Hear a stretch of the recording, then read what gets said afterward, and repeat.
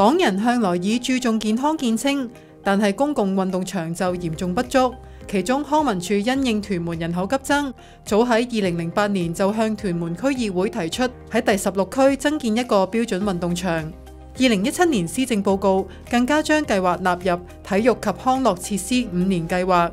工程原定喺2028年完工，可惜拖延到而家2025年依然毫無寸進，屯門嘅居民苦候無期。根據我哋規劃署啦，我哋有一個叫做香港規劃標準與準則啦。咁其實嗰度講明咧，就大概25萬嘅人口咧，就應該要有一個標準嘅運動場嘅。咁其實而家屯門咧已經係超過50萬㗎啦。咁如果跟翻呢個標準咧，我哋係應該有2個嘅標準運動場。咁但係其實而家屯門一直以嚟都只係得一個，即係鄧肇堅運動場咧，係一個標準運動場啦。咁所以我哋成日都聽到好多學校或者學生同我哋投訴啦，就係話啊，我哋點解屯門區我哋要搞陸運會，跟住竟然要去到元朗去搞呢？據了解，第16區用地一直租俾九巴同城巴做露天車廠，但係城巴就遲遲未有交出用地。日前雖然已經同當局簽署18個月內搬遷嘅協議，但係協議就毫無約束力。九巴嗰度咧，其實咧就已經揾到車廠，同埋基本上一啲前期工作都已經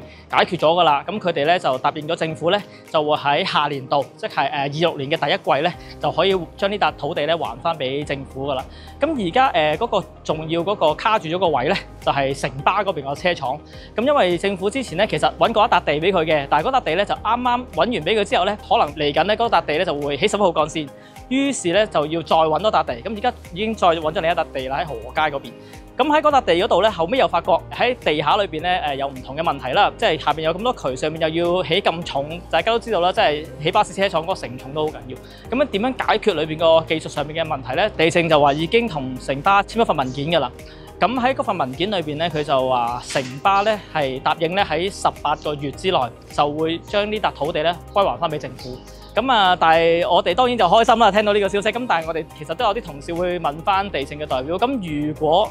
城巴喺18個月之後真係做唔到啦，即係還唔到笪地俾政府，有冇罰則嘅咧？咁但係地政嗰邊嘅同事咧就話其實都冇罰則嘅。金文峰就坦言工程進度唔理想，希望港府想方設法加快施工嘅進度，並密切監察，以免工程一拖再拖。可唔可以康文署同運輸署就根據18個月，即係27年3月會攞得翻笪地咧，去